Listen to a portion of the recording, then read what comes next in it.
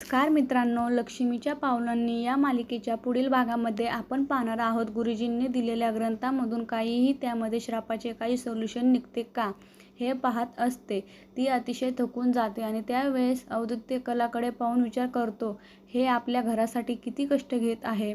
त्यानंतर आपण पाहतो रात्र झाली, ती कला काही झोप येत नसते. तेव्हा औदित्य हा त्यांच्यावर ओरडून बोलतो, हे बघ खरे, तू काय घुबड आहेस रात्रभर जागायला. चल आता झोपून घे. त्या श्रापाचा विचार करून डोक्याला शॉट लावून घेऊ नकोस.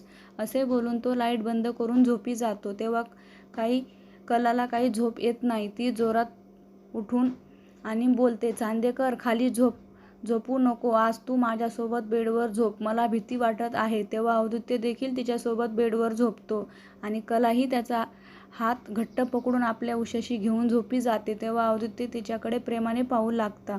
आता पुढे येणाऱ्या भागामध्ये कला व औदित्य एकमेकांना पती पत्नी मानणार का हे पाहणे अतिशय रंजक ठरणार आहे. लक्ष्मीच्या पावलांनी या मालिकेचे सर्व अपडेट पाहण्यासाठी आमच्या चॅनलला लाईक करा, शेअर करा आणि सबस्क्राईब करायला विसरू नका. धन्यवाद.